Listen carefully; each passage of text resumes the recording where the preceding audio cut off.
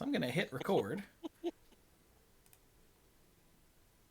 Well, Dirk takes my weird blinking out messages or speaking to mean other things. Isn't that one of the abominations in TFT? No, that's Nunu. Nunu and what's the name? Nunu and Willump or something like that.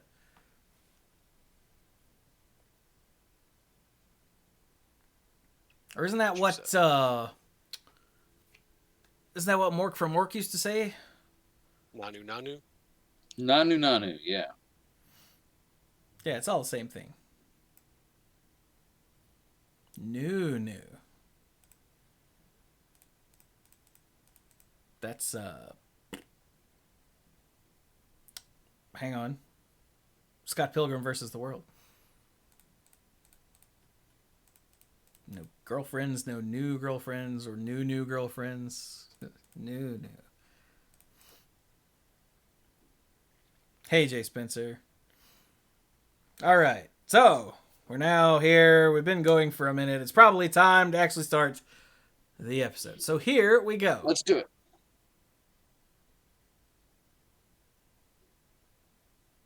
Ow, jam. Hello, everyone, and welcome to the Mana Pool. This is episode 628 of the Mana Pool. And as you can see, if you're watching live or watching the video version, we are sans Mike. Which people used to not think of a cute little skeleton in a hoodie when you would say that. But now people think of a cute little skeleton in a hoodie when you say that. Undertale. Yes, very good.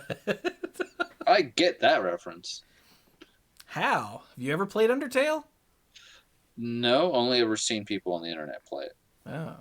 Which is good enough. Look, it has permeated our consciousness so much that Brian knows about it. That's how bad it is. So, yes, I am Chewy. I'm the lead dork.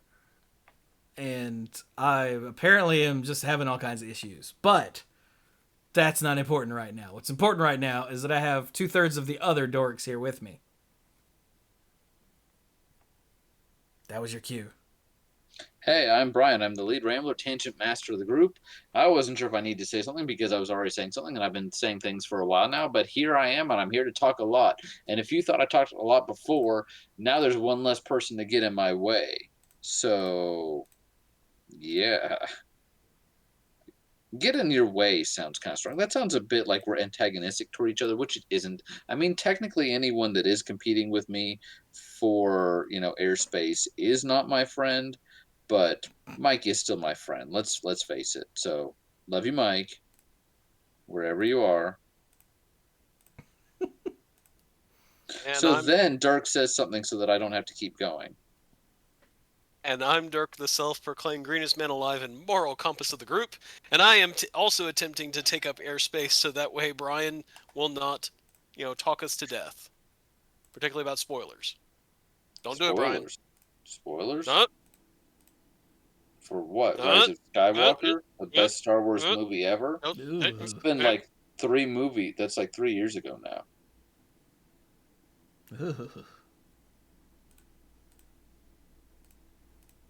Okay, then. So I'm Mike. That went to a weird place. So, yeah, last week we didn't record because Brian was dead and Mike was working, which is where Mike is now. And an episode with just me and Dirk would not have been an episode. It would have been just me and Dirk. I think I played Hitman last week instead, or I might have sat on the couch. I don't actually remember anymore because that was a week ago and I've slept since then.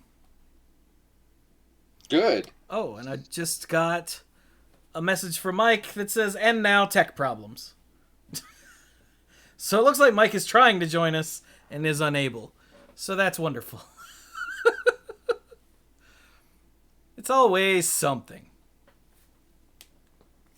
So, Yeah, last week we didn't do a show, which means we're a week behind on this, so no one cares anymore. But that's okay. We're still gonna look at these commander cards. And in the pre-show, I almost said something really stupid when I was trying desperately to make the Magic website, like the mothership, work properly to show me the commander sets card image gallery, and it wouldn't.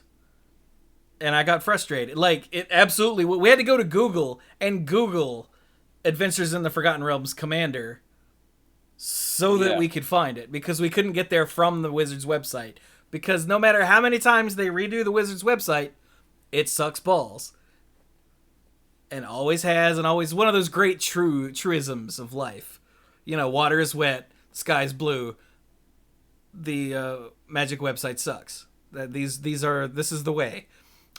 Forever and ever. Amen. Amen. But because I got frustrated, I almost said something really stupid.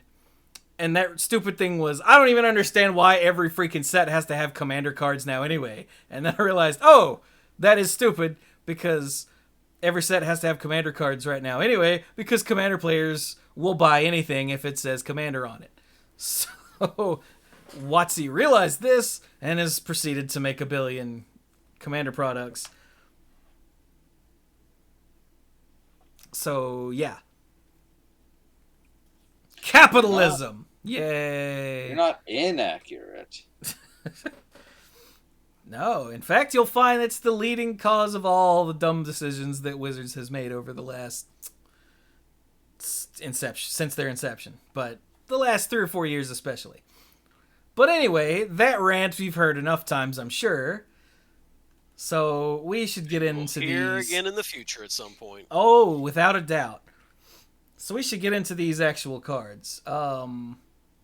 How do we want to do this? We just start with the gold commanders as usual? I think that's probably a good idea to do it. So I'm opening this up for the first time.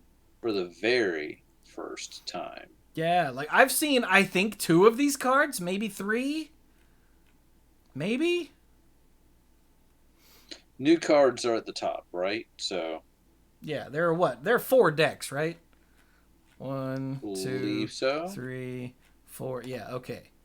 Yeah. So that means there are 4 commanders. And look, it's the top 4 here. Yay. Yay! That first one has blue and green in it. Oh, that sounds like a Dirk thing. So the first commander... Oh. We stalled just long enough. For what? Is the mic here? The mic is here. All this time. Do what? Did I hope you weren't stalling all this time? I mean, not intentionally. Just the usual... You sound funny. Are you on your phone? I'm on my tablet. Maybe... Huh, let me turn you down some, because... Oh, I've got you at like 130%. Okay, now say something. Okay, I'm on my tablet. Still a bit loud. Okay, there we go. That should work. having computer issues there, buddy? Yeah, well, mainly problems with the tablet itself. Like, Ashley's having to use the laptop to work on some stuff, but then when I picked up my tablet, it was off, and I'm like, why is the tablet off? And I turned it on, and after it started up, it said it had 0% battery, and then it shut off, and I'm like, oh. So I plugged it in, and got it started back up, and here I am. Nice. Well, let me just remove these 404 errors from Mike's face. There we go. Oh, it's such a wonderful place. Goodbye, 404. And now I have to not talk as much. I mean, I can still talk a lot, but it would be a little rude, to talk over Mike. All right, so Derek, you were gonna tell us about Gallia. All right, Gallia, Kindler of Gallia. Hope. Gallia? I have no idea how you'd say this. I'm just Gallia. getting in the way. Brian's right. Wow. I would pronounce it Gallia. All right, Gallia, Kindler of Hope. For 1 green, white, blue, so my colors, legendary creature Elf Knight. That's mythic and has power toughness of 4/4. So 4/4 with vigilance. Vigilance. They're the ones who Vigilance sang upon that my song, house. right? That's the Venga Boys. Never mind. This is what you wish on Vigilance. everybody else's houses. Vigilance. You may look at the top card of your library anytime. That's nice. Oh, yeah. All right. And it also says you may cast aura and equipment spells from the top of your library. When you cast an equipment spell this way, it gains, when this equipment enters the battlefield, attach it to target creature you control. You That's know, pretty neat. I've noticed that they've done a whole bunch of equipments with that subtext lately. Like, I mean, a lot. They have done that quite a bit lately, and I think it's because people are like, I like my stuff, and I think my thing should wield it now. I'm not saying they're wrong. I'm just saying, kids these days have no patience. That is true.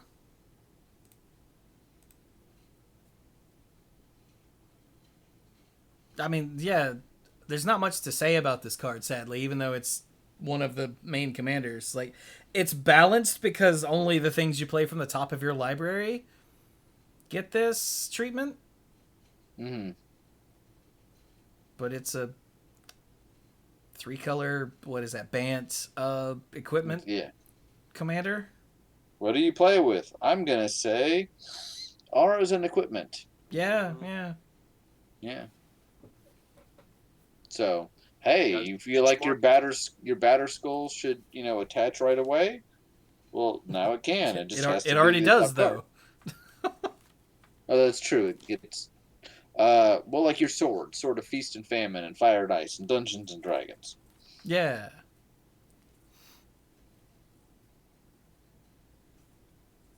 Okay, then. That was easy. So next up, we've got Prosper, tome bound.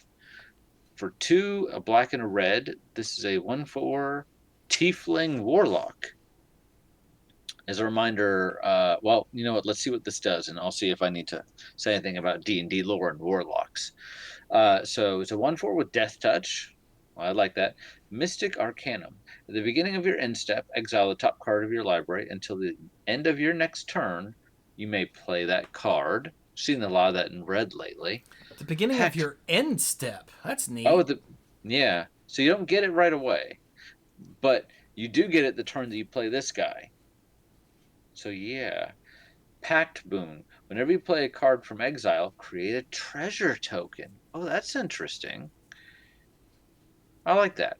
So yeah, so as we said in D&D, warlocks are, bound over to some greater power, which may or may not be, infernal in nature. Um and that's the source of their power. So here there's some outside this is tome bound. I don't maybe he's got a connection to his patron through his book. He's like,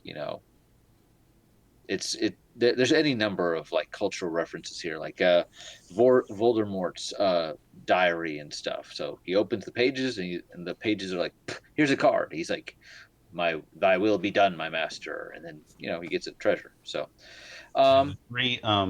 Three options that you have in the player's manual for the type of pact that you take with your patron are either the Pact of the Tome, in which you get a special spell book, the Pact of the Chain, in which you get a familiar that follows you around, or the Pact of the Blade, where you get a special weapon that you can bond yourself to a weapon and like just make it appear in your hand or whatever. If any of you are familiar with the Witchlock blades, it's kind of like that. Witchlock blades. I'm not familiar with that, but You don't remember that Penny Arcade thing, the Witchlock blades? Nope. I'd have to go Nope. back and read it. So But so here, and I like how it says whenever you play a card from exile. So obviously this guy is exiling it, but red gets this effect more and more these days. This is how they get like some of their extra card draw. So whether you're playing stuff from him or from some other exiling effect, getting free treasure tokens is pretty nice. And then there's the red black legendary creature in the regular set that whenever you cast a creature or each creature enters the battlefield with X additional +1/+1 counters on it, where X is the number of treasures you spent to cast it. So a little bit of a treasure theme going on for black and red, and I like it. I like it a lot. It's a little more. It's a couple of things you can do with this. I feel like it's a little less straightforward than Galea or Gallia or whatever. So, Yeah.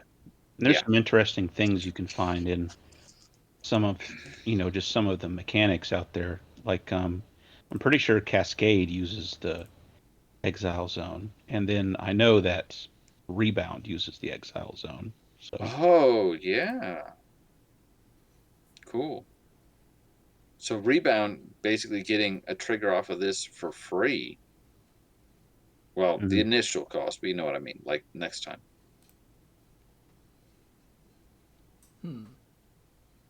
I just like that he's What chained to his about book. well, yeah. Oh, he is tome bound. Like he cannot escape it either. Foretell from Kaldheim. yes. Is that? Ooh.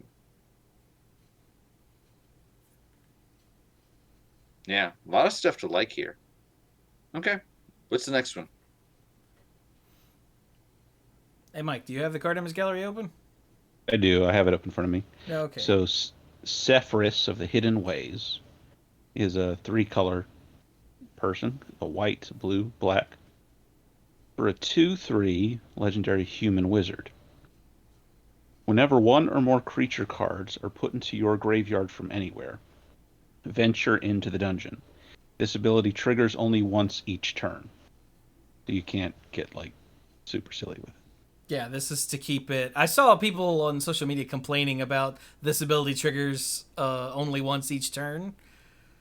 And I'm like, do you not understand how busted that would be if it didn't say that? Yeah. Like, you could easily speed run all of the dungeons. Yeah. As if there weren't enough infinite combos with Viscera Seer. Right? And anyway, after that, we have another ability, Create Undead.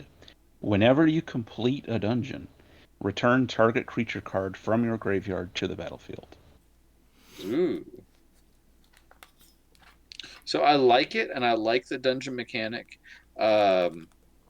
Spoiler alert for my final thought, but I did do a pre-release with Sam, or got the stuff and did it at home, and had a fan freaking tastic time. This set is just as awesome as it looked. Um, and I like the dungeon mechanic. Once again, this one feels a little straightforward. It's play with dungeons. Although I gotta say, there's multiple ways to trigger that first effect. Like you could be Mike and mill yourself, or you can just play with a whole bunch of weenies and let them die in battle. Although notice it does say one or more creature cards, so your tokens dying is not going to cause this to trigger. But Oh, you could be me and play Buried Alive. You could. That's a trigger right there. You've got black in here. You could play Nether Shadow and just keep having it pop in and out of the graveyard. Yeah. Ashen Ghoul. Wait, in Commander? Yeah. Doesn't seem that great. Yeah, that's a hard mode. There's ways to do it. Sephiris is pretty neat.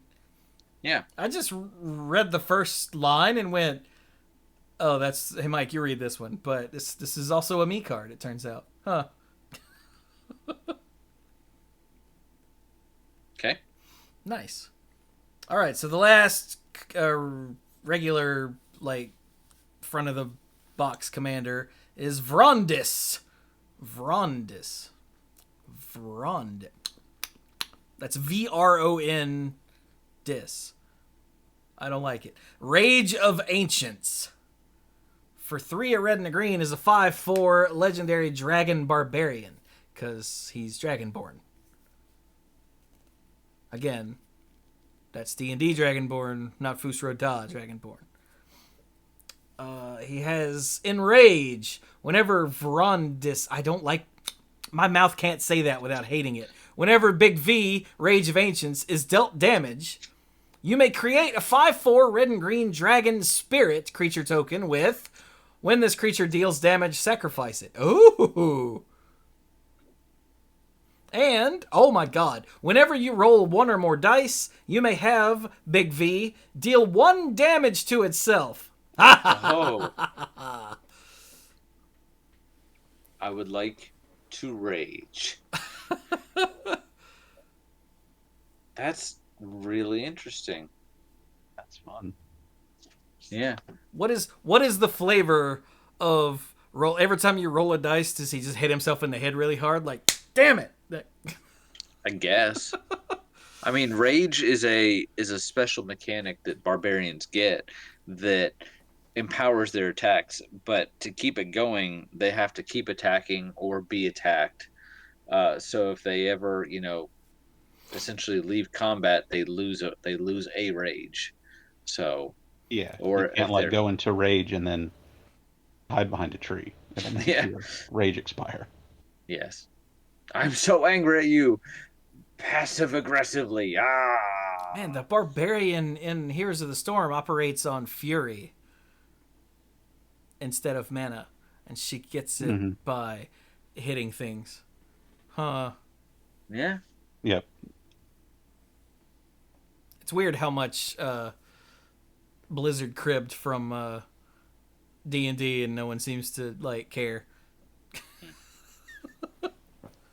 Because stuff, when it comes to fantasy, I mean, Barbarian gets mad and hit things. Yeah. Archer shoots arrows. Tolkien can't exactly be like, hey. Hey! That's mine! That's Legolas right there, yo. I do like that, take damage, spit out a 5/4. Like, even if it's a 5/4 that only gets to hit something once, it's still a 5/4 that gets to hit something once. But I think that's how it's balanced, because otherwise those tokens would not be that size. They'd be like 2 2s or something. But now they make 5 4s.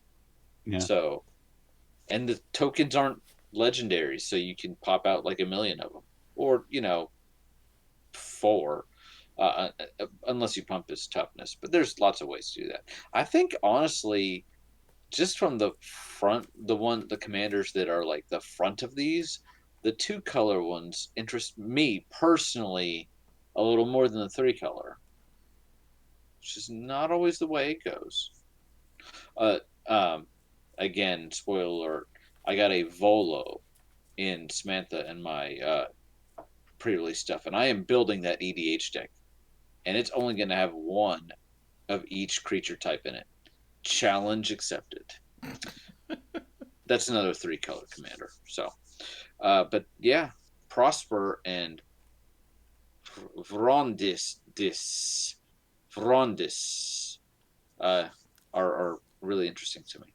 My mouth can't do that VRO without going, no! Stop it.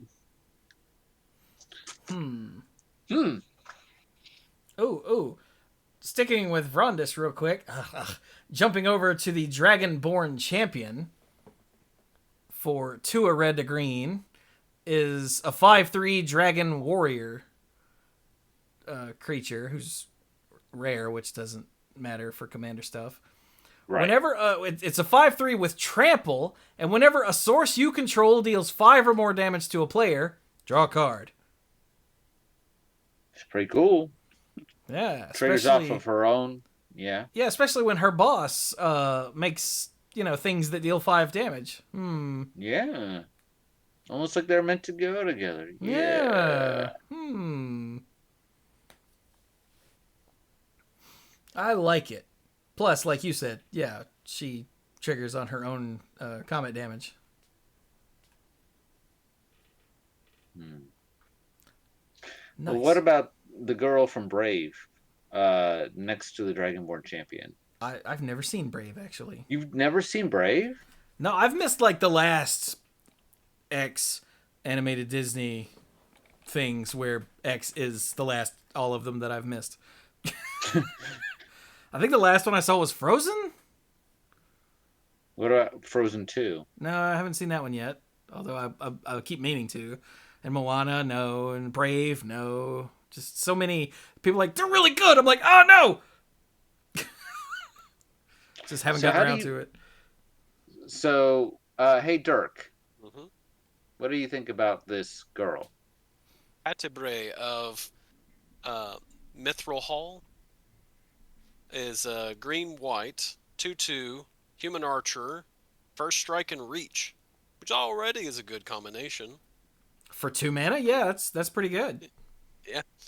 Whenever Catabre of Mithril Hall attacks, put a +1/+1 counter on it for each equipment attached to it. Huh. Those are counters. That's not until end of turn. Yeah. All right. For one, remove all. For one mana, remove all. +1/+1 counters from Catabre. It deals X damage to target attacking or blocking creature an opponent controls, where X is the number of counters removed this way. Shoots arrows into them. Oh my god. Mike, do you recognize that ability on like old school Magic card archers? Do we lose Mike? Remember, there was a trident bow. There was some equipment that you'd have counters, and you could remove a counter and do something. Sure strike trident? I think Well, you that was one just where kind you of threw chucked it. that at something. Sure, Yeah. Trident just deals damage to anybody. Yeah. But Chewy's talking about, I think it started with Davenant archers, and then you have things like heavy ballista and all kinds of other Didn't he do the same things. thing? Yep, Torwalkie. Yeah. But archers in on old Magic cards had this deal damage to attacking or blocking creatures thing for off and on for a very long time back in the early days. And that's just the first thing that I see there is Torwalkie going, I got an arrow. Like, good job, buddy. You're kind of a worthless card otherwise, but sure. Like, Yeah, man, now she's I have to look him up. She's one where, all right, I'm gonna load you up with equipments. You're gonna attack, and if someone decides that I'm gonna attack you with this, yeah, good luck with that. Pew, pew, pew. Yeah, here we go. Torwalkie costs 5, 2 black, red for a 3/3 that tapped to deal 2 damage to target attacking or blocking creature. Busted. Like, this was bad even back then. Oh, poor guy. But you could see his nipples through his shirt. So, Nipples. you know, that's kind of hot. Anyway. So this one literally has my name on it. It's Extract Brian. So Extract Brian for an X, a blue, and a black. Hey, for all the times in my life, starting in around 2nd grade, that I have been called Brain, it is about time that I get to throw some shade right back. Okay, so What's funny is I was like, your name's Catabre. Oh, wait. Oh, Extract Brian. Okay. Wait, what? Like, that's why I started laughing, because I was like, they made a card Extract Brian? That's really weird. and now apparently it must be on a mission to get this card and play it at least once. Oh So my God. Extract Brain. which I'm not even sure what's going on in this picture. It's probably something to do with a mind flare Yeah, because I see the brain in some tentacles there. I guess that's supposed to be a mind flayer looking thing. I guess, and it's like eating something. It's kind of hard to tell from the coloration. Maybe I don't want to know I think that's exactly what's happening. probably accurate. Yeah. So for X, a blue and a black, it's a sorcery. Target opponent chooses X cards from their hand. Look at those cards. You may cast a spell from among them without paying its mana cost. Nice. Yeah. So I draw this. I'm like, hey Chewy, how many cards do you have in your hand? He's like, 3. Which usually some of the best some of the ones you've got in your hand are the ones you haven't been able to afford to play yet. So I just get to like pay X and a blue and a black and look through them and be like, yeah, I'm gonna play this Professor Liliana Vess. It's mine now. It's not yours. It's mine. I like playing with other people's cards, so it's very fitting that they gave me this card, and I appreciate the tribute. No thought is as succulent as a secret. Okay, that is actually accurate. Nom nom nominal. Ooh, there's what in the blue hell? There's an eye tyrant. An eye tyrant is almost like an evolved form of a beholder. Which Wait, that's beholders actually are bad a thing? Yeah. I thought it was just like a title that this one got.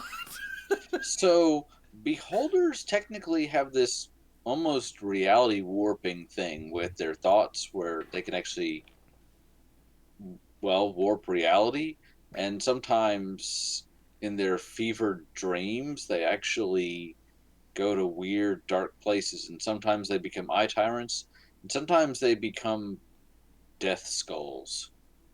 That's not the actual name for it. I have to look it up. But they do weird things, and yes, eye tyrant is a form of beholder because regular beholders aren't bad enough, apparently. Apparently. So are you talking about fevered suspicion or What? No, I'm talking about Or Karazakar the Eye Tyrant. Well, you get that one because I can't pronounce it. Karazakar? I think that's close. For 3, a black and a red is a 5/5 legendary beholder.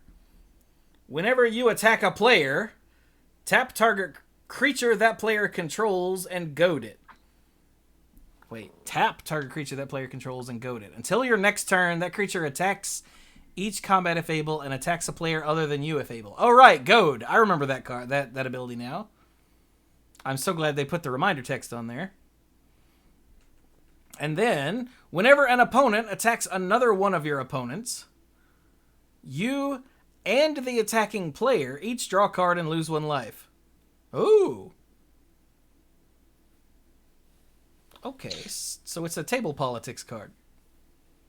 So out of Volo's Guide to Monsters, specifically an eye tyrant is a solitary beholder that has somehow suppressed its xenophobia and paranoia, which is incredibly common to all beholders, and chooses to live as the leader or ruler of a community or an organization that includes other creatures, instead of, just trying to murder them all the time. Well, good on Karazakar for overcoming that fear of the other. Could we get him to teach that to half the people in this country? We could try and record an inspirational speech and maybe a 90-minute, session with him. But first of all, I think the camera will melt. And second of all, the people that are forced to watch it would just say it's un-American or something. So... If they don't believe in science, what makes you think they'll believe in magic? But yeah, so politics card, I'm a favor of those. Like, hey, you want to attack, you just can't attack me, and drawing cards is good. So Yeah, I like it. It's a 5/5 for 5 too. It's nice and beefy. Plus, the wording says whenever you attack a player. That Mm. seems like useful shorthand that I don't remember seeing. Oh. I can't remember if it's new or if it first showed up in some other, like maybe one of the other multiplayer innovation products that they've released that we've forgotten about now. I mean, they've released so many that, yeah. There was at least one card with that language in the regular set, because when I was playing with Sam, there was something that said when you attack, something happens. And I thought, oh, and I just told myself that, yeah, I was just noticing something that had been there for forever. So I'm glad to hear that I'm not crazy or super inobservant. Yeah, I mean, there's no reason for it to say whenever a creature you control attacks a player. That's just a lot of extra words when you could say when you attack a player, and everyone knows Right. exactly what that means. So, And technically, um, oh yeah, that's it. Specifically says a player, so not a planeswalker. The other one I saw is just whenever you attack, so it's even shorter. oh. Neat. So who wants a big Dagron? It's actually not that big, but Costly. okay. Louth, the Unrivaled Ancient, costs 7. 5 red and a green. This should be impressive. A 4/4 legendary dragon with flying and haste. Totally impressive. And I had to read this part more than once to really get it because like I started getting lost partway through. Whenever Clouth Unrivaled Ancient attacks, add X mana in any combination of colors, where X is the total power of attacking creatures. Whew. Spend this mana only to cast spells. Until end of turn, you don't lose the game. You don't lose this mana. What the heck is going on here? Until end of turn, you don't lose this mana as steps and phases end. Told you I got lost. Although what you said the first time is true, you don't lose the game as steps and phases end. Yeah, That's this something that had been happening to you on the regular. Sorry. This is pretty awesome. Like, if he attacks by himself, then you just get 4 mana. And since theoretically you already have 7, because you... Oh, wait, he has haste. Whoa, he has haste! Okay, hang on. That changes things. Wow, okay. Yeah, so you can make some serious mana back the turn you play him, depending on what else you have going on. Total power of attacking creatures. I mean, with this guy and 3 more power, he's paid for. Man. I'm sure there are plenty of spells because this man of any combination. So yeah. I mean, you're in the beefiest colors right there too. So Yeah. Plus, you can do silly things like respond to this trigger with pumps. yeah. Team-wide pumps or something like that. Fire breathing. Because Well, if you're going to get yes, the mana, the fire breathing essentially is free. Yeah. You know, it's a little expensive on the front end to do this, but playing this and attacking with this and a ball lightning sounds like it would feel really good. Now, that's like 10 mana, but you know. But hey, What about- you get 10 mana. Well, there you go. Well, yeah. Or there's the flippy cat guy. Oh, the flippy cat guy. Yeah. I don't remember. Firecat, no. Blazing Fire. Blistering Firecat. I almost Blizzard. wanted to say Firecat Blitz, and that's something else entirely. Yeah, So- that was the first thing I went to. Wait, no, not that one. The other one. Firecat Blitz, you get a bunch of mana back too. Especially if you use flash it back, because I think the flashback is 2 red and exile some stuff from the graveyard or something like that. Something. See, like I like that. how this one looks straightforward. It's like play this with a bunch of beefy guys, but here we are spitballing a lot of stuff. So yeah, My favorite is just if you're in a multiplayer game, lay into somebody with all your creatures and look at the other person and say, "Fireball." And with all this ridiculous amount of mana, I burn Brian's face off, and Brian's like, "What?" The dragon looks at you really hard, and you just go, "Yeah, I'm dead." yeah, sounds about right. Or if nothing else, you can just get 4 mana back from this, like the next turn. If somehow Klauth doesn't die, you just get 4 mana back when he attacks. Like, all right, well, that's where my brain originally went. Like, you play him, you attack, whatever. If he doesn't die next turn, you presumably you already have 7 mana. Now you have 11 mana just by attacking. Which, Well, that's a lot. I'm gonna go ahead and go to the card right next to it, and just say, well, what happens if you just attack with just him? So Okay. Klauth's Will. For X red red green, it's a rare instant. Choose one. If you control a commander as you cast the spell, you may choose both. Naturally. Breathe Flame. Klauth's Will deals X damage to each creature without flying. So if you just attack with Klauth, you've dealt 1 damage to each creature without flying. Which doesn't sound like a big deal. Except that That's without using any of your other mana. Just 1 health. Particularly like bugs, or insects, elves, soldiers. A lot of things that only have 1 health. Stupid sapperlings. The other one, Smash Relics. Destroy up to X target artifacts and or enchantments. Which again, you get to go in, so just play him, and you get to just play an attack with him, and you get to destroy an artifact and or enchantment. Only 1, but you get to do it.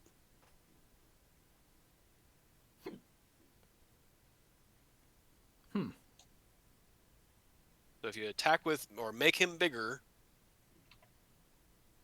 or attack with more things, then you get to do more of this stuff. Hopefully all your stuff has flying.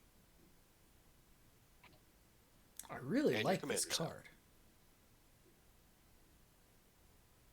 Like, the fact that you can do both, because like, I hate having a card like this where both modes are really freaking useful.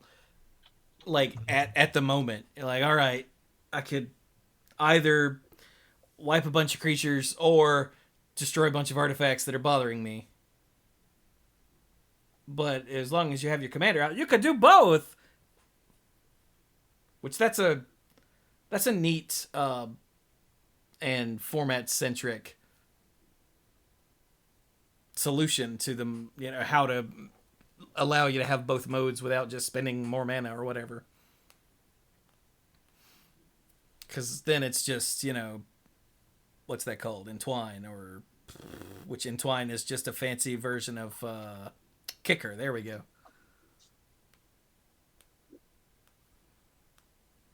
I like it.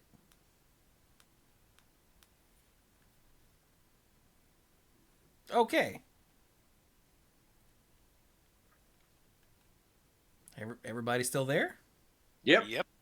Okay. Just checking. How about we do more of these legendary creatures? Like Nihilore? Really? Nihilore? Nilla,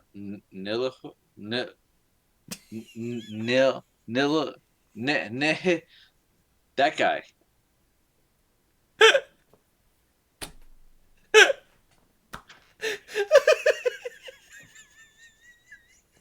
Right. So while he's choking, I'll talk about this card. So it costs 2 a white, a blue, and a black. So it's giving me the same deck as Sephiroth. Sorry. This is a This is really good. this is a legendary horror. It's a 3/5 for 5. When it enters the battlefield for each opponent, tap up to one untapped creature you control. When you do, gain control of target creature that player controls with power less than or equal to the tapped creature's power for as long as you control this card. Whenever you attack with a creature an opponent owns, you gain 2 life and that player loses 2 life. Wow, It's just talk about rude. adding injury to insult. Damn. Yeah. Just, I'm going to take your guy. It has to be weak enough for me to take it, but I'm going to take it. As long as I've got this thing, it's mine. And then when it attacks you, you lose some life. And I gain some life. Stop hitting yourself with my. Yeah. Stop doing it. Except, don't stop, because I like it. Of course, you have to have creatures to tap that are big enough to steal creatures from your opponents. Yeah. So it's got, some balance there. It's not just, hey, when you cast this, do some stuff and win the game. Ha, shut up. Yeah. Although sometimes maybe it's funny to take some of their utility guys, like, oh, I can tap this guy for mana, or oh, I'll take your Solemn Simulacrum, and maybe it'll die, and I'll draw a card. Wouldn't that be a shame? That that is rough. Why do you not have that bloom tender right now? Maybe what? I'd really rather you not have that bloom tender right now. Yeah, Yeah. Dirk. I carry him around all the time. Take Dirk's Well-Wisher. Yeah. Well, I'll gain 40 life in response. All right, fine. So will I. Anyway. This game is awesome. We're all at like 3,000 life. And Mike looks down. He's at 12. And he goes, yeah, awesome. It's okay. Mike had to go anyway. So Nyalor, I still like the name. Or hate the name. I can't tell which. Is neat. Yeah, seems pretty cool. So how about Storvald, the Frost Giant Jarl? Jarl. It's a good word. You know what? I'll read this because I already said the name. For 4, a green, a white, and a blue. Is this going to have something to do with equipment or auras? Let's find out. Okay. 4, green, white, blue. It's a 7/7 legendary giant with ward 3. Oh. Alright. Other creatures you control have ward 3. Oh. Okay. And whenever Storvald enters the battlefield or attacks, choose one or both. One or both. Target creature has base power and toughness 7/7 until end of turn. Woo! And target creature has base power and toughness 1/1 until end of turn. Jesus, you could have just said cowards can't block warriors. I was gonna say, where's the coward rider on here? There isn't one. Wow, that's actually kind of gross. That's pretty cool. I mean, there's so much stuff you can do with that. Yeah, like make one of your dudes big and one of their dudes small. Whoa. What? I know, right? Ladies and gentlemen, we have just blown Mike's mind. The only thing that disappoints me is that this is tricky to do during someone else's turn because you can't have some of the politics of like, hey, that thing that Mike is going to send at Chewie is now a 7/7 because it's only for one turn. Unless you're like flashing this guy in during Mike's attack, seems unlikely. But not everything has to be a politics card, and I get that. I mean, there are lots of blink abilities in Magic. That is blink true. Combination of colors, basically. That is true. I just like his hat. It's a pretty awesome hat. Oh my god, it looks like Skeletor's helmet from the Masters of the Universe movie. When he goes all Super Saiyan at the end. Mm-hmm. Like Sun Gotti or whatever it is. Yeah. Yeah. Neil. He-Man's like, actually my name is Adam. Sorry, Adam. Anyway. Zod is in the corner like, hey. Hey.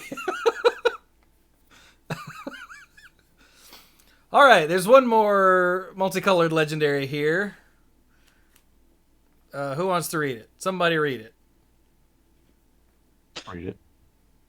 Wolfgar of Icewind Dale. Hey, I've heard of that Sounds place. familiar. Yeah, Wolfgar also sounds familiar. I think he might have been one of Drizzt buddies. I don't know. Okay, so Wolfgar is for 3, a red and a green. Is a 4/4 legendary human barbarian with the melee ability. And here's some reminder text. I think melee was from, I can't remember if melee was from one of the other commander sets or the second or Conspiracy 2. Anyway. Or maybe So the reminder Battle text for Bond? melee. Huh? No, not it wouldn't be in Battle Bond. That was the two-headed giant one, right? Yeah, that was two-headed giant. So anyway. Anyway. Melee is a triggered ability. It has some reminder text.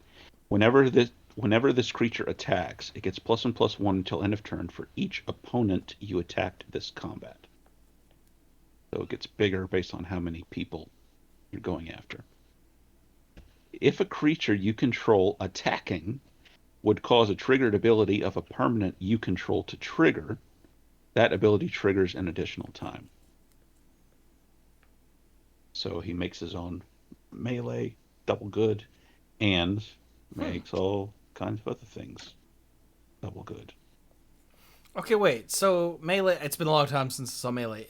If Wolfgar attacks by himself, then he just becomes a 6/6. Yes, through the Like combination of his abilities. Yes. Yeah, because melee will trigger once, and then his second ability will make his melee trigger again. So if Wolfgar attacks one person and another of your creatures attacks another person, he'll be an 8/8. Yes. Jesus. That escalated quickly. Yeah.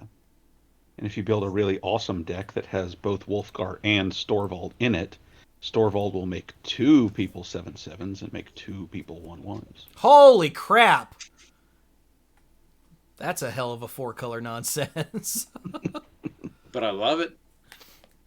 And Wolfgar was, in fact, one of the companions of the Hall, along with Drizzt Do'Urden, Cadibray, Regis the Halfling, and Bruenor Battlehammer. I'm sorry, did you say Regis the Halfling? Yeah, according to Like Wikipedia. Philbin? Yeah. No, like halfling. Have you ever seen him standing next to someone? He's totally just a tall hobbit. Also, Wolfgar was... my first thought when you said Wolfgar sounds familiar was, I think he was in Beowulf. And it turns out he was. Oh. Wolfgar is the character who greets the Geats as they arrive at Hrothgar's hall. Duh. So...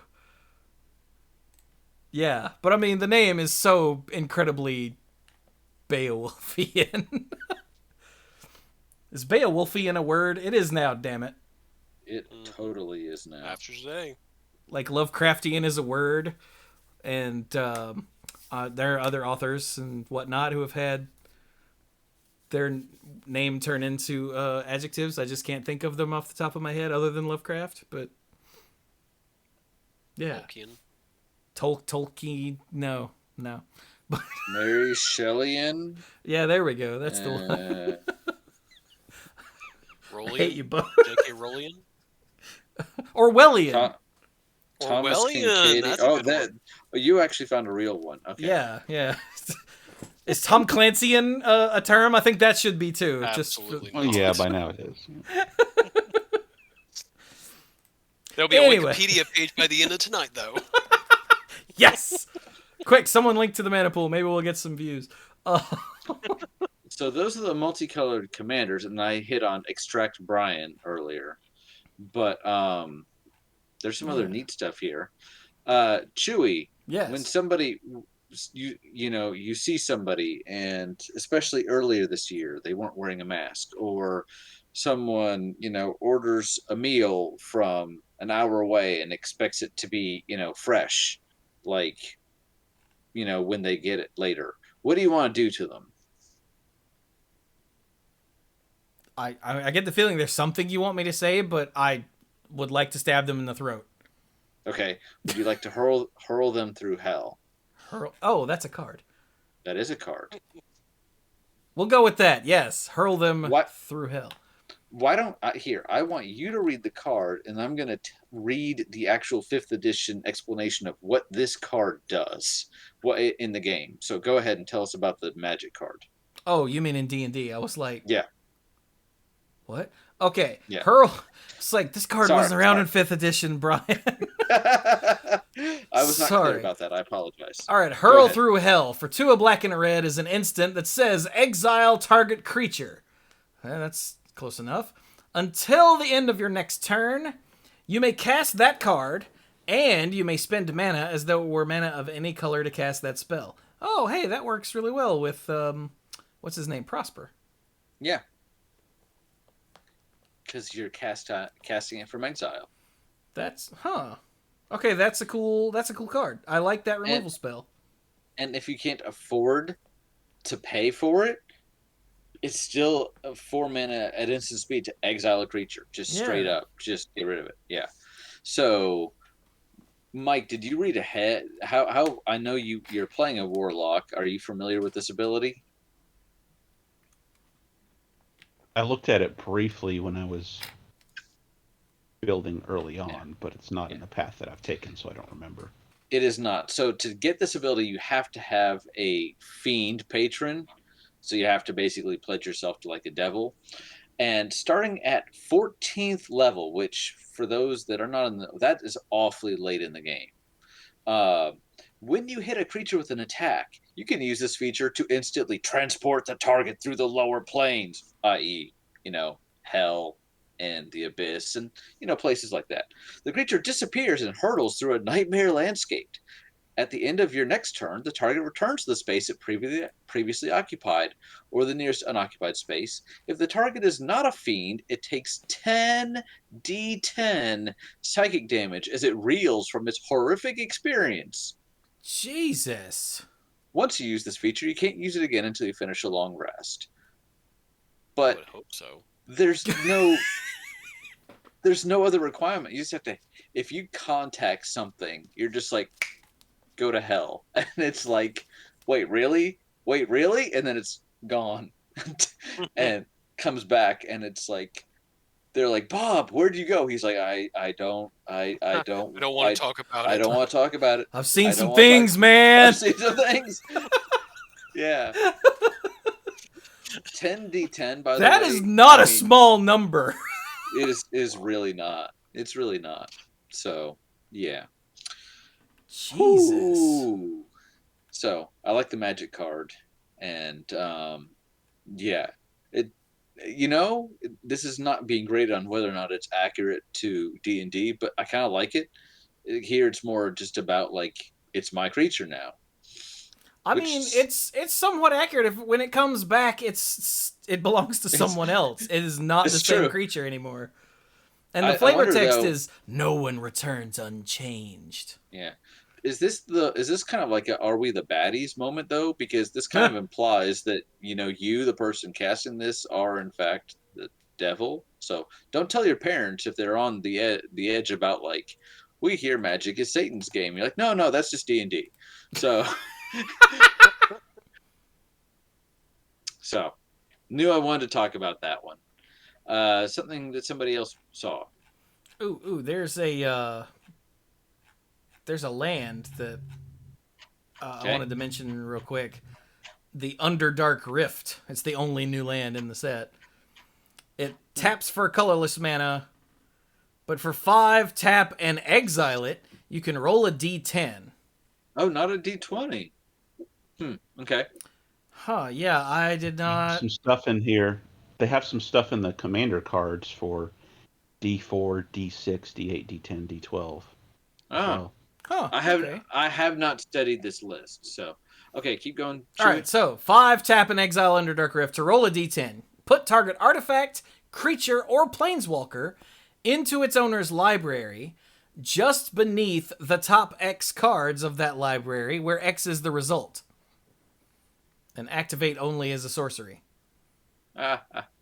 You're falling into the Underdark, and I guess you can get up, but it's going to take you a little while.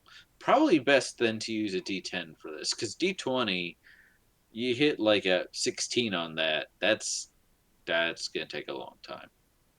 Especially with how often commander decks get shuffled, like, this might as well just be tucking. I mean, I'm thinking like if it's over 5, there's a pretty good chance you're just not going to see that card again for a long time. Yeah. Yeah. But yeah, I just thought that was neat. Especially the art, Yeah. which is someone falling through a crack through this big ruinous chasm here. Space. Yeah. Yeah. That's cool. Which I guess that's the Underdark. I don't know what the Underdark is. The Underdark is basically like think of like the upper crust, but just beneath the surface. It's where things like mind flayers like to live. So okay. don't go down there. Don't go down there. Got it. Yeah. Okay, what else? Whoa. Okay, Whoa. I'm literally just scrolling. I don't know if this is a good card or not. I saw art and it makes me want to talk about it. I'm scrolling back up. I get to artifacts. I see a giant fly and I stop. Somehow I knew. Yeah. The ebony fly. I'm reading this literally as I'm talking about. For 2 mana, it's an artifact. It's uncommon for whatever that counts. It enters the battlefield tapped. It's not a creature. You can tap it for a colorless mana. Or pay 4, roll a d6. Until end of turn, you may have ebony fly become an XX insect artifact creature with flying where X is the result. Interesting verbiage. Whenever it attacks, another target attacking creature gains flying until end of turn. Okay, usually to me that's like, oh, they're riding the creature. I want to know what creature is like. Quick, get on the giant mechanical bug that wasn't alive 2 minutes ago. Seems pretty neat. So it's a D6. So on average, you're getting like a 3/3 or a 4/4. It's not bad for 2 mana to play and then 4 mana to activate. Yeah, It also gives something else evasion. Yeah, it's a rock, a mana rock, not a good one since it only makes colorless, but it's a mana rock with a different kind of upside. I do like that it gives another of your things flying though. Otherwise, this would be really not good, I think. Yeah. That's some interesting art. I'm just scroll. Bug! No, it does enter the battlefield. Tapped, it Tapped. still only costs 2, which is good stuff for a mana rock. I mean, and That is true, that's yeah. that is something good to play early. So Yeah. okay. Yeah, and here's right above it is another example of them using some of the other types of dice in this set. Bucknard's Everfull Purse is an uncommon artifact that costs 2. You pay 1 and tap it, roll a d4, and create a number of treasure tokens equal to the result. The player to your right gains control of Bucknard's Everfull Purse. Oh, see, I kind of like that. I always enjoyed that land from fairly early in Magic that you can tap it for mana and then somebody else gets control of it. And I'm like, hey, this will be a great in a group hug type of deck. But it seems like you only ever get like 2 players passing it back and forth. The fact that this has to go to the player on your right means that everybody gets a turn eventually. Although it's funny, it goes the opposite of turn order, at least way we play. We usually play clockwise. I think there was one game where we hadn't played in a while, and there was actually some discussion about that. That was And me. we're like, yeah. yeah. But so this, if you're playing like play goes clockwise, this goes the other way. Like, I think So Mike said go, and I started taking my turn, and you're all looking at me like I'm stupid, and I'm like, what? You're like, it's not your turn. I'm like, Mike said go. You're like, Chewy. I'm like, wait. Hold on, wait. Hang on. Am I stupid? You're like, yes. I'm like, okay, right, I'm stupid. how long have we been playing this game? I don't know why, but it seemed like it made the most sense at the time to me. I don't know. Yeah, the clay golem right next to it uses a D8. The component pouch next to that uses a D20. And the Sword of Hours below the clay golem uses a D12. All right. Equal representation. Yeah. That is interesting. Huh. Diversity in dice. So how about some of these monocolored thingies? Okay. I like monocolored thingies. Anybody seen anything that jumps out at them?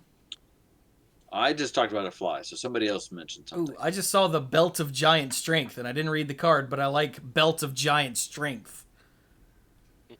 For 1 and a green, it's an equipment. It says equipped creature has base power and toughness 10/10, and it equips for 10. Oh, okay. I was like, you said this costs 1 and a green, and I wasn't there yet, so I'm like... But okay. This ability costs X less to activate, where X is the power of the creature it targets. So, hey, if you're going to put it on a 9/9, it's pay 1, it's a Leonin Scimitar. Yeah. So that's interesting. So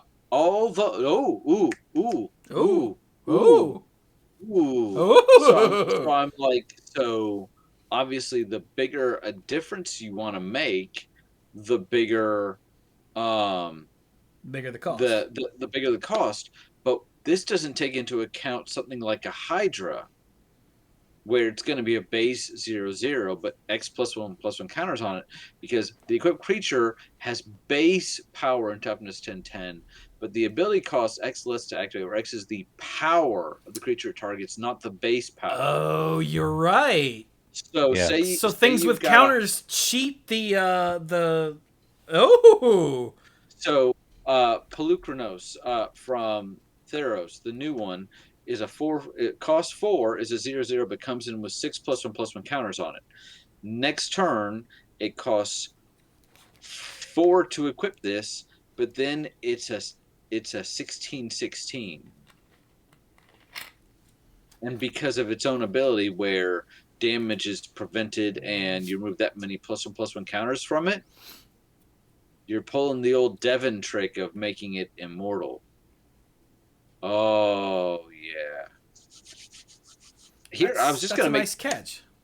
So I didn't read this card, and I heard you say Belt of Giant Strength. I was gonna make some bad joke about how you really need to lose weight when you have to loosen the Belt of Giant Strength. But this is actually really interesting, and I like how it looks straightforward, but changing the base really is different. I like that. That's interesting. Cool. Yeah. Yeah. Hey, Dirk, tell us a card. You haven't said anything in a bit. Go up to white. Go up to white. Robe of Stars. Well, I like the name. Ooh, that's pretty. So for 1 and a white, it's an artifact equipment. Equipped creature gets +0/+3, which doesn't sound all that great. It's equipped for 1. His astral projection. For 1 and a white, equipped creature phases out. Ooh. So they have gotten... All right. 3 years ago,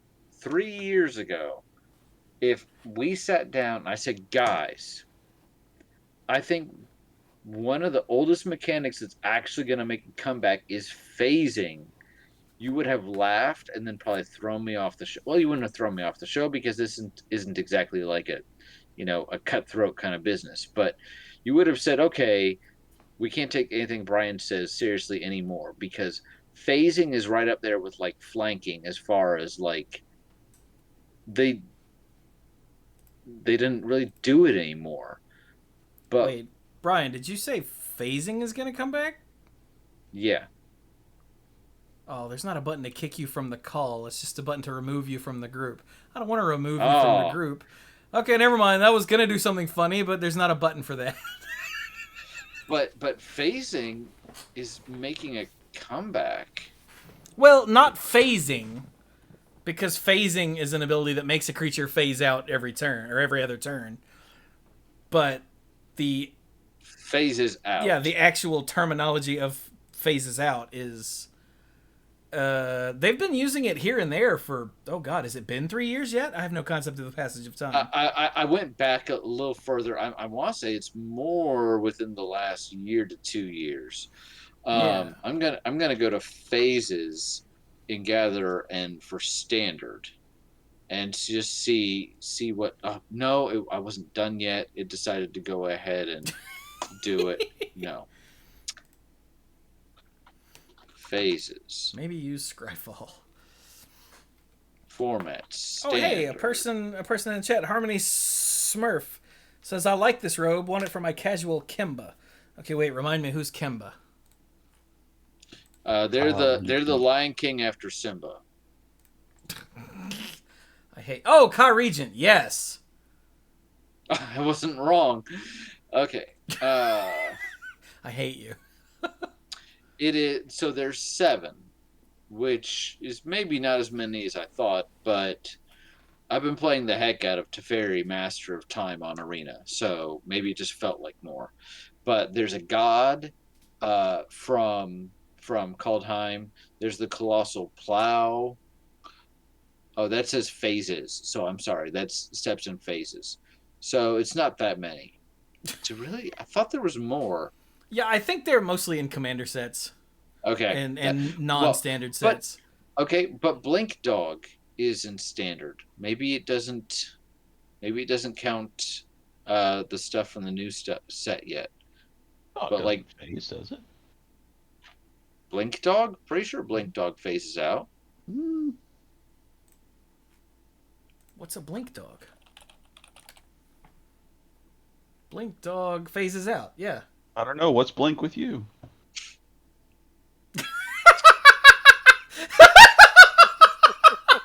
So maybe the new set isn't in there yet.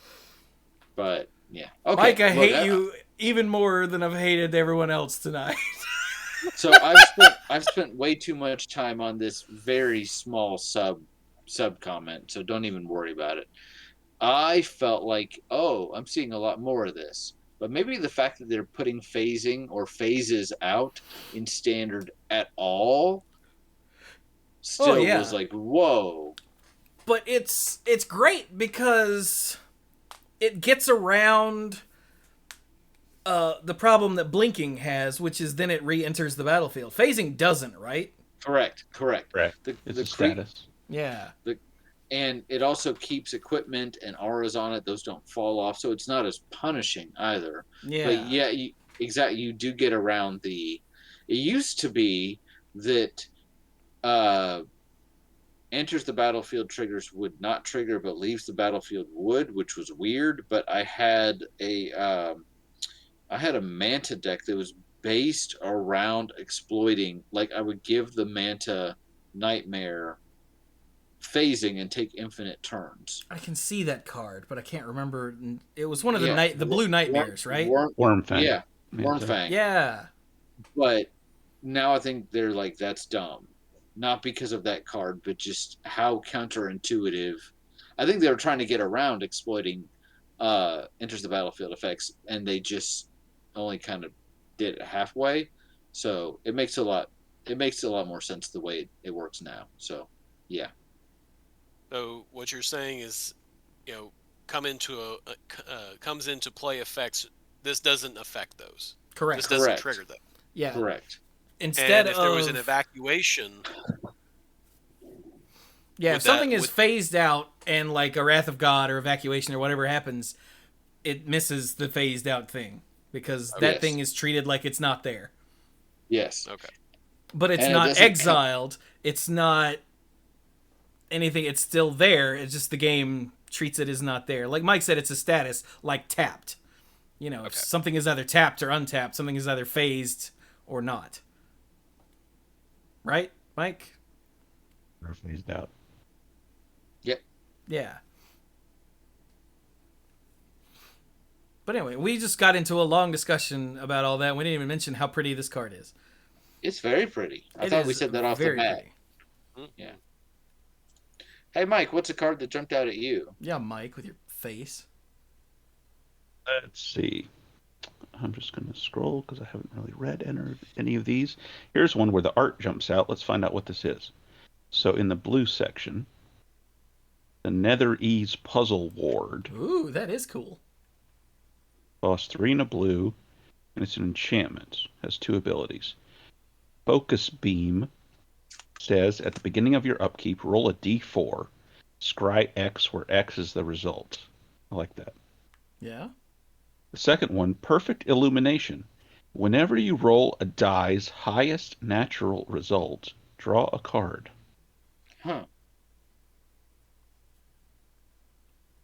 Indeed. Wow, yeah, And of that's course- that's interesting. And of course, because this makes you roll a d4 every turn, a d4 by nature, as opposed to you have a 1 out of 4 chance of getting the highest number, as opposed to a d20, where it's a 1 out of 20. I'm pretty sure. I haven't done the math. Huh. Stands to reason.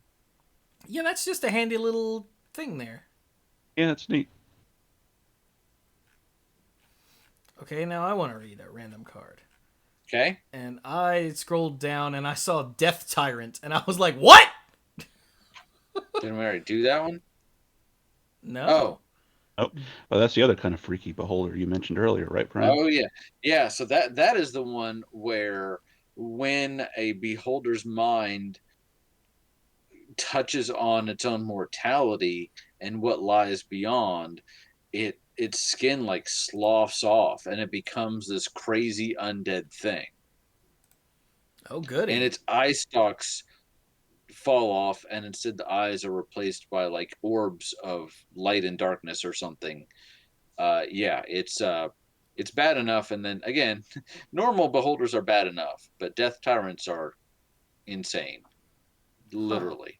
So they made a card of one. I haven't seen it. Yeah, so for 4 and a black, it's a 4/6 Beholder Skeleton, which, yeah, that makes sense. It has Menace, and it has Negative Energy Cone. Whenever an attacking creature you control or a blocking creature an opponent controls dies, create a 2/2 black zombie creature token. Huh, okay. It's just making zombies out of all the things that die in combat. I like it. Yep. And for 5 and a black, you can return Death Tyrant from your graveyard to the battlefield tapped.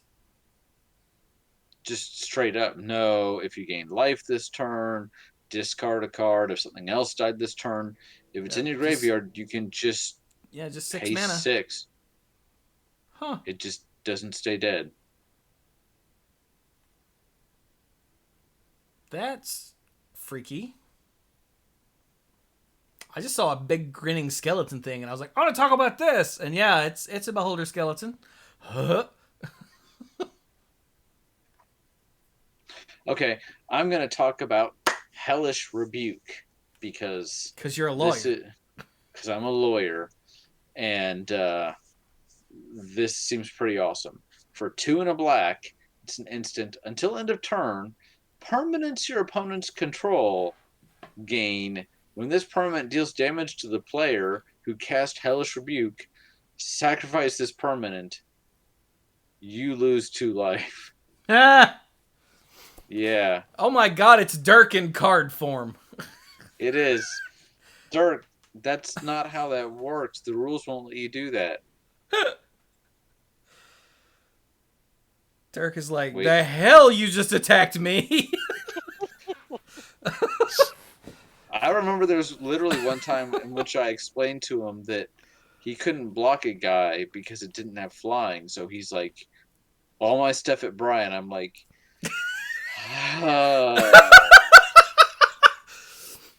That's a hellish rebuke. permanents your opponents. I like this. Like, you're gonna hit me? Come on. I mean, you have a couple choices here. You can just wait until they're attacking you and be like, all right, all your stuff is going to blow up. Or you can cast it prior to combat to be like, you want to attack somebody with your 10-10. Use Do it you as want... a fog. Yeah. Yeah, basic. Oh, a fog that might hit somebody else instead. Yeah, you're like, all right. You're looking over at Brian's stuff, and you're like, combat. And Brian's like, hellish rebuke. Oh. But I haven't attacked you. Yeah, I know. Uh-huh. This is to prevent you from making a mistake. Oh. Go. Dang it, no. You're supposed to attack Mike. Ah. Ooh, there's a devil. There is? I always knew so. Wait, you mean in the game? Yeah, like Okay. on the next row down. Oh, also a black devil. Lorcan Warlock Collector. Warlock Collector. Oh, that implies that he's just, Faustian, sign on the dotted line, please. Okay. All right. So So he collects warlocks. for 5 black, it's a 6/6 flying legendary devil. Okay. Whenever a creature card is put into an opponent's graveyard from anywhere, you may pay life equal to its mana value. If you do, put it onto the battlefield under your control. It's a warlock in addition to its other types. And then it says, if a warlock you control would die, exile it instead. I love it. Okay, so we were talking about the Pirates movies earlier before the show, and we all agreed the first one is by far the best. Yeah. But the others have elements to them that are good. And I always liked the Davy Jones character, and he shows up to pirates, so the people on the sea that are dying or on the brink of death, and he offers them service with him instead. Do you fear death? Do you fear death? I love like Bill that. Nye's performance with that too. Yeah. So here it's like you kill something, and it's almost like Lorcan is like taking their soul, and he's like, yeah, you could be dead, or you could belong to me now, and guess what? You belong to me now. So that's, if I haven't said so already, the flavor in this set is some of the best I've ever seen. And honestly, I feel like I would probably enjoy it a ton, even if I had never played a game of D&D at all, because it's just evocative, period. But then knowing some of this stuff makes it a little extra special. But here, straight up, this is a devil that collects souls and turns them to his will. This guy could be a commander for me just straight off the bat. Just straight up. Just a mono black, like, kill all your stuff. It's all mine now. Pay a bunch of life. I don't care. It's a devil. It may not be a demon. He'll probably still kill Mike anyway. Because he'll just spend all the life, right? Because why not? Because you're getting awesome dudes for Mike will it. be like, so. that costs 8? I'm at 10? I'll pay 8 life. And I'll be like, bolt, Mike! He's like, oh, but it has lifelink. Well, yeah, it did, but... yeah. I just watched... You guys remember the movie The Prophecy? Yeah. With Christopher Walken and...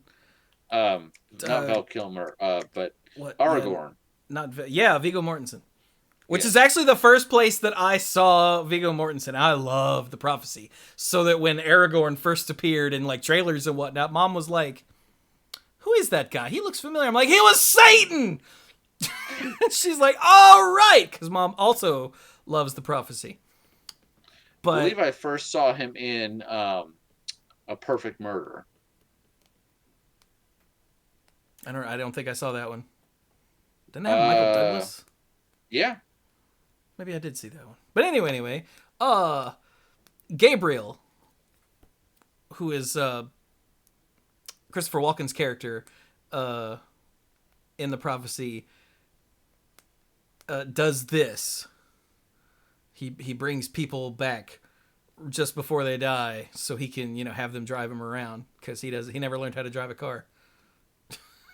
Yeah.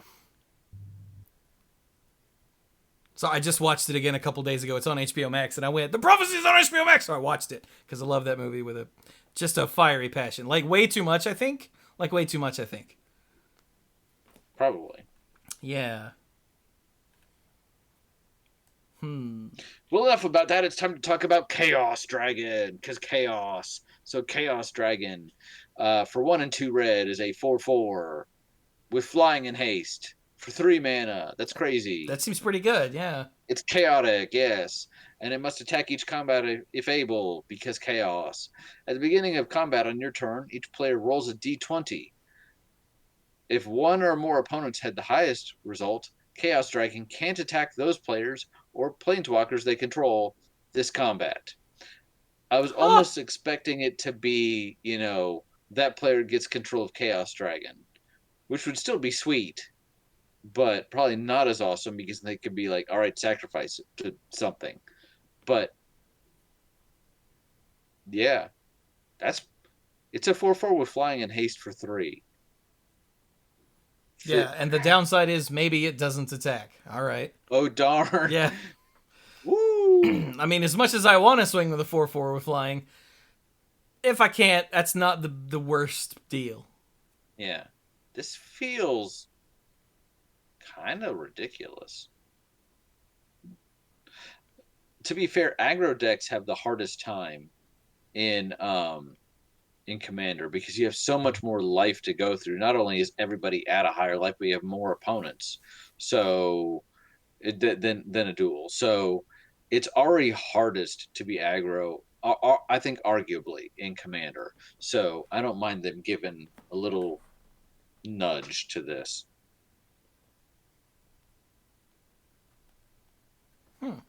Yeah, I like it. There's not much to say about it other than it doesn't have a stupid downside. It just, I can't attack Mike? Damn. But it's also got a cool name, which also makes you realize, wait a minute, they've been making this game for almost 30 years and they've never used the name Chaos Dragon before.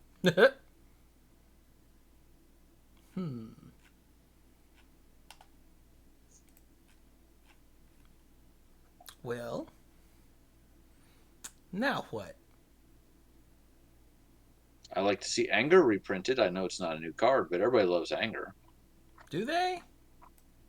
They should, if they know it's good for them. They got...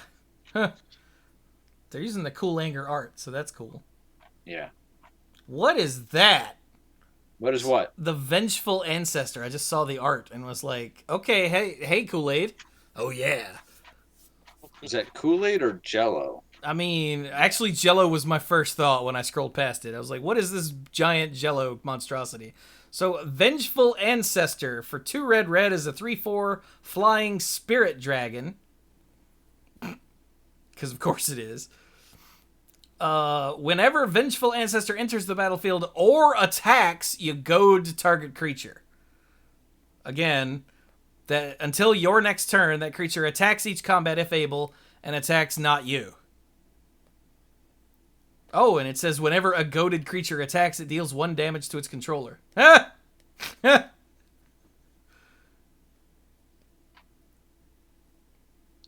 But it's just a giant Jello mold, just Dragonborn with a big Jello mold mace. I'll hit you with this. Bonk.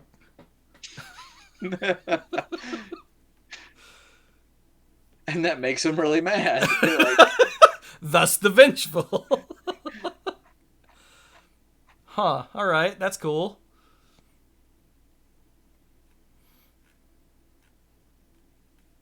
Okay. Again, I know we're talking about new cards. The art on the reprint for Serum Visions is seriously freaking me out. I've studied it long enough to be like, yeah, and then I got really uncomfortable. Like, that was an F&M promo art. Oh, congratulations! Here's your nightmare fuel. I mean, Is that oh god, what's his name? The Praetor? Axius. Who? Jin Gataxius. There we go. Yeah. Is that who that is? I think that's his name. Well, yeah, but I mean, is that who that is in the art? Oh yes, I think so. probably. I'm Sweet. not Or looking. one of I his scrolled. minions.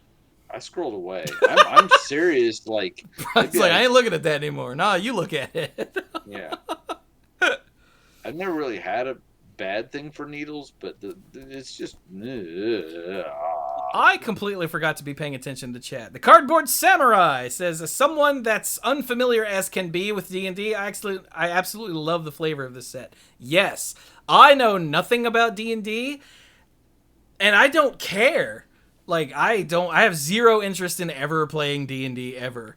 And yet, I do really dig what they've done with the flavor of this set. I went off at great length a couple weeks ago when we talked about the flavor ability words, about how something just that simple makes flavor just jump off of a card, just adding little words in italics. Like not negative energy cone, the one I'm pointing at here. That doesn't actually help. But Well, like the you come to whatever cards. And yeah, it's like basically, I mean, if you do know D&D, then negative energy cone, I'm sure means something to you. But the red green thing, Clout's Will has breathe flame or smash relics. Boom, you already have an idea of what it's gonna do just from reading that. yeah. So yeah, just that tiny little thing has done wonders for the flavor of this set, which was already really strong. And then Draconic said, I like seeing more enters or attacks rules text. Yeah. I think the Titans sort of ruined that for people for a little while, but I think it's been long enough now that it's good to see that showing up, especially in Commander. Yeah. Where And, you once want you find an effect of an appropriate power level, then it's okay. Yeah. Yeah. Unlike most of the Titans.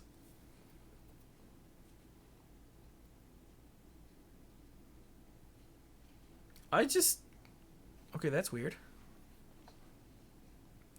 I just got a text that Steph sent an hour and a half ago. Again, just a minute ago. Huh. Like I already responded and she responded. And I just got that text again. Damn, that's eerie. Okay, thanks, phone. That happened a few weeks ago with someone else, and I know they were having trouble with power outages in their area, so maybe it's something weird with the towers. Awkward. I'm enjoying the Neverwinter Hydra in green. I bet you are. Is that the dice rolling one? Never. Yeah, there it is. Mm-hmm. What to do? Yeah. So for XX, green, it's a 0/0 Hydra. When Neverwinter Hydra enters the battlefield, roll XD6. It enters with a number of +1/+1 counters on it equal to the total of those results. It has Trample and Ward 4. Ooh. So for 3 mana, you just roll a d6. So you could have a 1/1, you could have a 6/6. So you'd have to roll 4 to get a d6. You have to pay 4. Yeah. You can't for 3 mana. You have to pay X twice. Sorry, for 4. Right. For 4 mana, you get anywhere from a 1/1 to a 6/6. Mm-hmm. Huh. But it ramps up quickly. Oh, it gets out of hand real quick, yeah. So, like, if you pay 6, you potentially could have a 12/12. Potentially. In theory, yeah. I think 6 is going to be kind of the sweet spot for this because 2d6, unless you're really, really unlucky, you're probably going to be okay. And then, of And the more course, dice, and the more of those dice you roll, the more likely you're gonna get something closer to the The medium. average range of the result. yeah, Yeah. because statistics. I took an AP statistics course. I was not great at it. Math is hard, kids. And Statistics. there are just more combinations of dice that add up to the numbers in the middle than the numbers at the end. Statistics is not math, though. Statistics is some sort of weird wizardry that actual math looks at and goes, "Stop." Yeah. Good, I didn't want really to take good return, though. calculus. If you What's really want to piss me off, get me started on the Monty Hall problem. Is Monty that like? Python? I was gonna ask no. if there was something from the BBC, so I hate you both.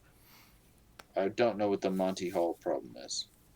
We don't want to ask him. We just want to know what the fish slapping dance is.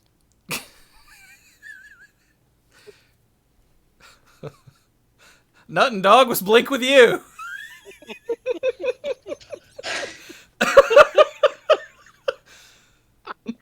Mike, I'm gonna punch you. I just want you to know this. Like I will remember that until the next time I see you, and you're getting punched. uh, anyway, are we about done? You think? Yeah. I can definitely be done. I want to talk just one more of the kind of hilariousness that is Bag of Devouring. Oh yeah, I almost read that one earlier, but I went with the Beholder skeleton instead. So for a single black, it's an artifact. Whenever you sacrifice another non-token artifact or creature, exile it. Pay 2 and tap. Sacrifice another artifact or creature, draw a card, which of course then your sacrifice thing gets exiled. 3 and tap and sacrifice Bag of Devouring. Roll a d10. Return up to X cards from among cards exiled with Bag of Devouring to their owner's hands, where X is the result. So this is a riff off of the Bag of Holding that is was introduced a while ago, I think in a core set, and then was reprinted for Adventures in the Forgotten Realms, because of course it is, because Bag of Holding is a classic D&D card. How do you store all of your stuff? Well, get a bag that's quote unquote almost bottomless. This is like when this is the bag you give your players when they think they have a bag of holding, but it's not. Okay, I reach in and grab my sword back. Okay, you don't have a hand anymore. Next. So,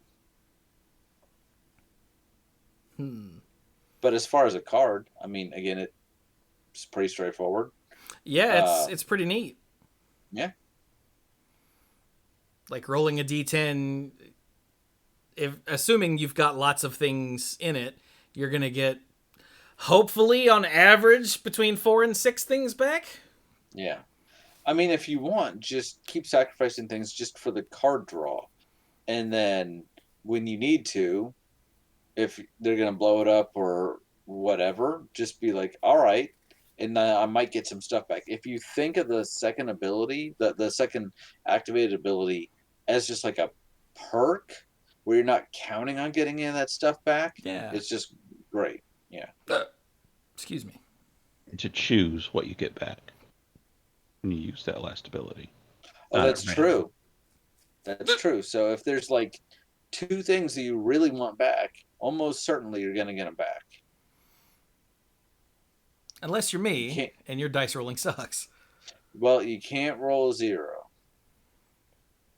Is that a challenge, Brian? It is, Chewy. Ah. Take I it don't- away. So there are cards in the set that add additional die rolls. I don't think there's anything in the set that like actually reduces from your die rolls, except for like the deck of many things does it to itself. But there's nothing that says whenever you would roll a die, subtract whatever from the amount. So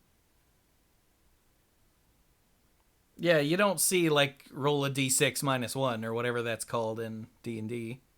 Yeah. Mm-hmm. At least I haven't. Granted, I haven't looked at all of the cards in both sets, but still.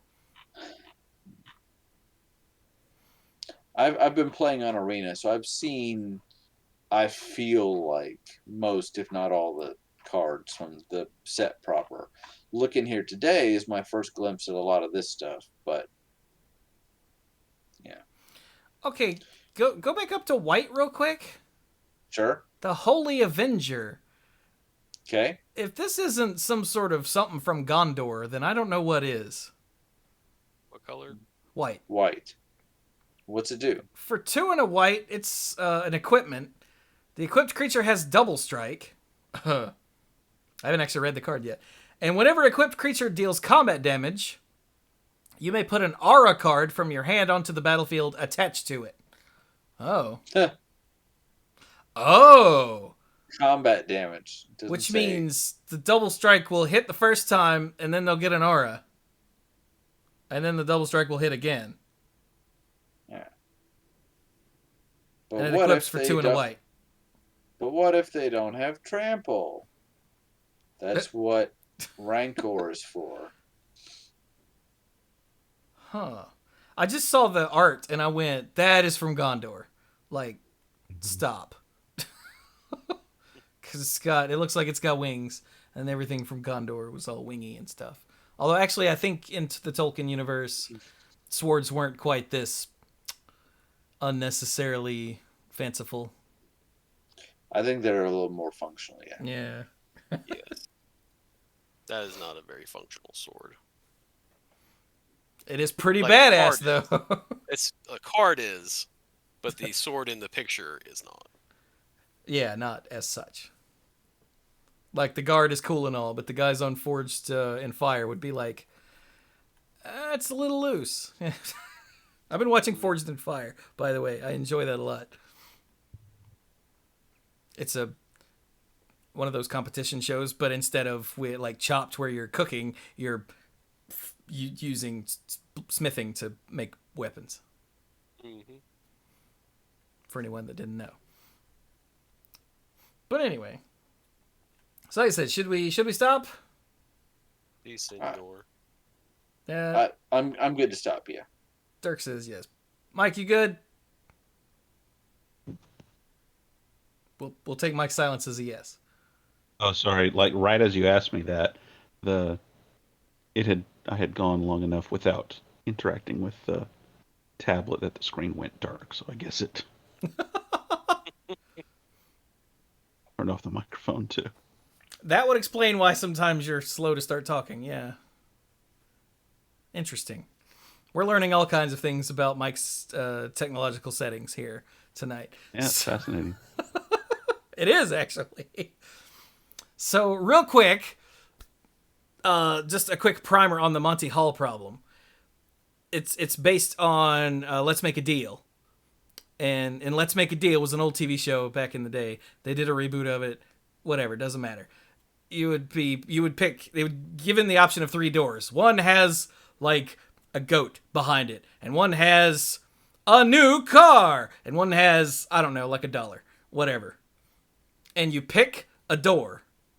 And Monty Hall, who is the host of Let's Make a Deal, will say, all right. And he will say, open one of the 2 doors you didn't pick and show you the goat. Or the $1. Show you not the car, in other words. And he'll say, now, do you want to change your choice? Oh, I've heard of this phenomenon. I don't know that I heard of it with this name. Okay. All right, keep going. And Let's Make a Deal is now hosted by Wayne Brady. Oh. Is. Okay, well that might be worth watching just for that. But Wayne Brady problem. the Wayne Brady problem.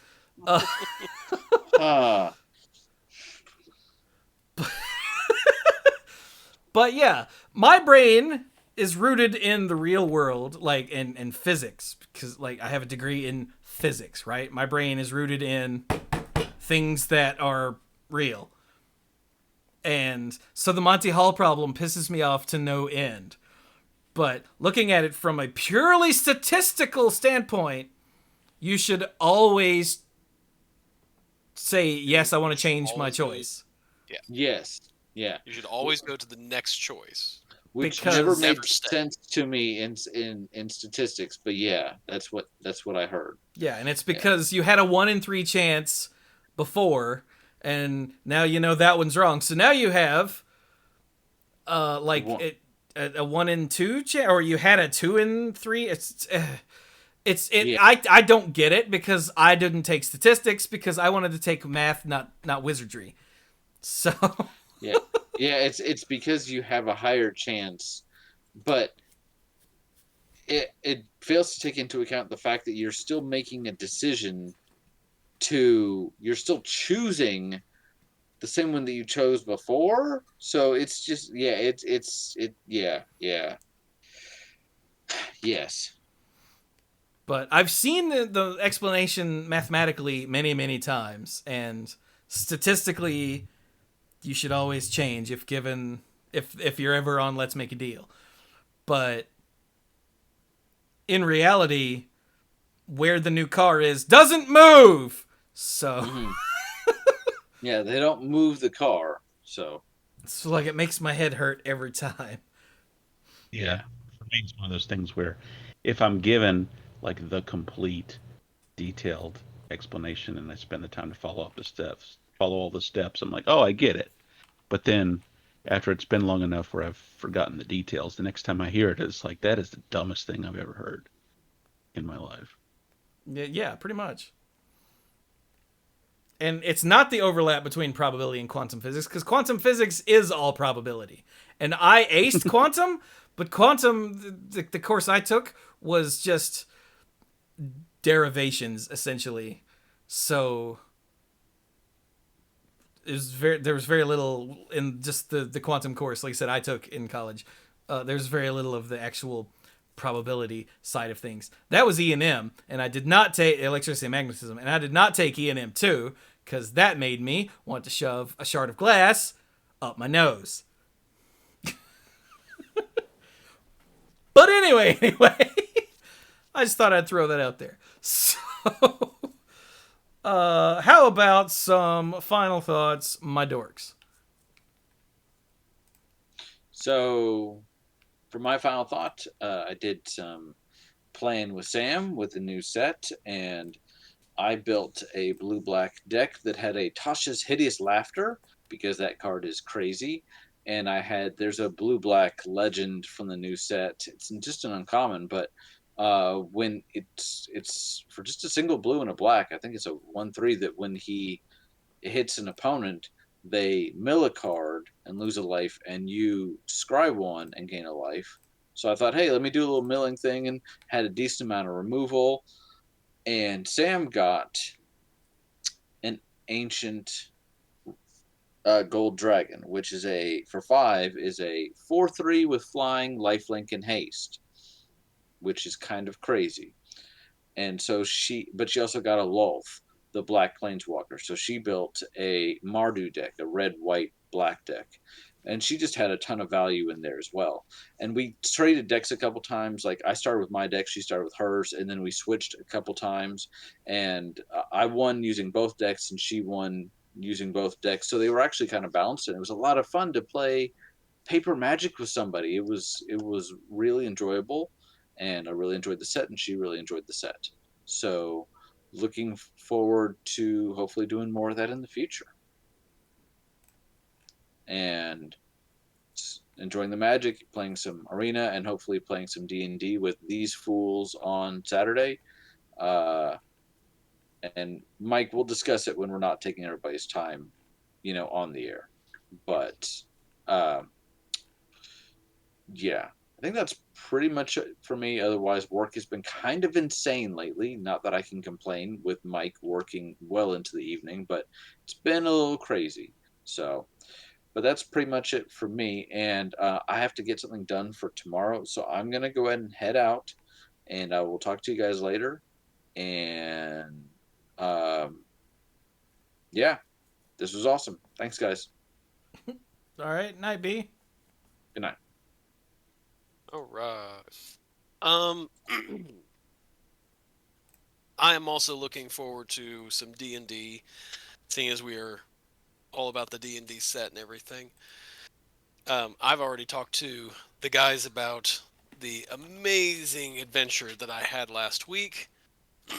I will not spoil the adventure or take up too much of your time and everything with it, with all you wonderful people. But let's just say that cable companies, yeah, that's all I need to say. Cable companies, and just the frustrations they give you. He was trying so hard not to swear right there. Could you hear it? It's yeah, it's yeah, yeah. That's yeah. That's all I need to talk about. That's all I need to say. Cable companies, what can you do with them? So with that, it's awfully late for me, so I'm gonna head on to bed. All right. Yes. And Children. right there's the reason why I have to leave. All right. Well, you all have a wonderful night. Night, Zerk. How about you, Mike? Apparently we're doing last in, first out, except the opposite of that. Yeah. I don't know. Let's see. So that means I should hang up next, and then you should just sit here for like 10 minutes by yourself. Yes, exactly. What was I gonna say? Oh, it'd be nice for me to also eventually play some more paper magic, like Brian was talking about. Who knows the next time that's going to happen? We'll just see. I do still want to like actually get some Adventures in the Forgotten Realms cards. I think the buy box promo was Vorpal Sword, right? Fancy Vorpal Sword. No idea, man. That'd be cool. But that would actually involve me like going to a shop and getting something. Who knows whether that's actually going to happen. But yeah, Adventures in the Forgotten Realms is cool. Really love the flavor tie-ins to D&D, all the neat stuff they incorporated here. I'm glad they finally got around to doing this. I'm glad that it's actually a success rather than it's just like a phoned in. Oh, here's the special summer set or whatever the heck thing. But yeah, been fun to talk about. Neat to see all the stuff that they've put into these commander decks. Yeah. Mm-hmm. Yeah, I suppose that's it. Fair enough. I'm still going to punch you, though. Yeah, I kind of deserve that. I couldn't just once I realized the opportunity was there, I couldn't just leave it sitting there. Oh, and no, nor should you have. I would have been upset if I found out later that you almost said that and didn't. I'd have been like, Mike.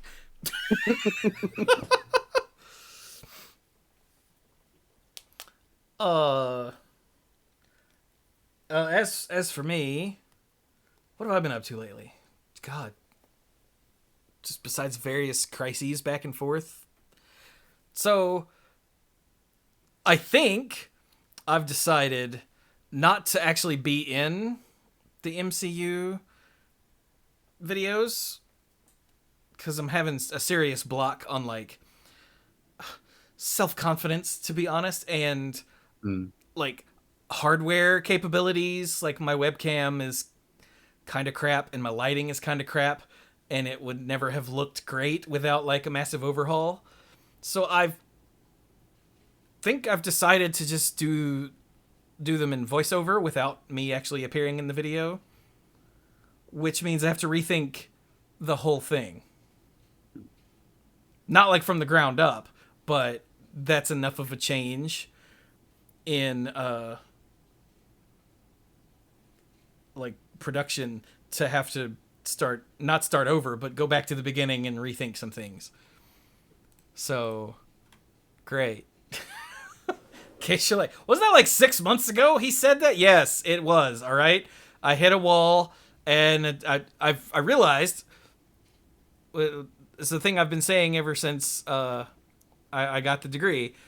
A physics degree really just teaches you problem solving and a problem with various factors of being on camera. So how do I fix it? And it turns out I don't have to fix it. I can just remove the problem from the equation at all, and now I have a place to go again. So yay! Yep. So that's been like weighing on my brain, is trying to figure out how to make things work without having to, completely overhaul my setup. And it turns out I don't have to. Yay. So stuff can start up there again. And yeah. For streaming, I've been streaming a lot of Hitman because I love Hitman with every fiber of my being. Like a lot, because if you don't know about the Hitman games, like, they're not just another stealth game. Like, this isn't, if you sneak around and then you get seen, then all the guards shoot you and you restart. No, it's not one of those games. It's how is it that's been put? It's like a puzzle game wearing a stealth game's skin, which, considering a large chunk of Hitman is changing your outfit so that you can blend into different places, that seems pretty apt. But yeah, been streaming a lot of that lately. Like a lot. I mean, like a lot. 1 week, I think that's all I streamed was Hitman. Possibly 2 weeks. But I want to get back to some Hearthstone because the new set is coming out soon, and I want to get back to the Doom franchise run because here it is almost August and I'm not even halfway done yet, which is frustrating. And then earlier today, like right before we started, I grabbed some nuggets from Mickey D's and I think I broke a tooth, but it was a tooth that was, sort of falling apart anyway. Like, it was the molar. So I had a molar on the other side removed, I don't know, 2 or 3 years ago. And then I needed to get the one on the right removed and just couldn't afford it, so I didn't. And in the intervening time, it's just gotten worse and worse and worse. And I heard a crunch while I was eating these nuggets, and I went, what the hell was wrong with that nugget? And then after I got done, I was running my tongue across my tooth, and I got back here, and I went, why does that feel funny?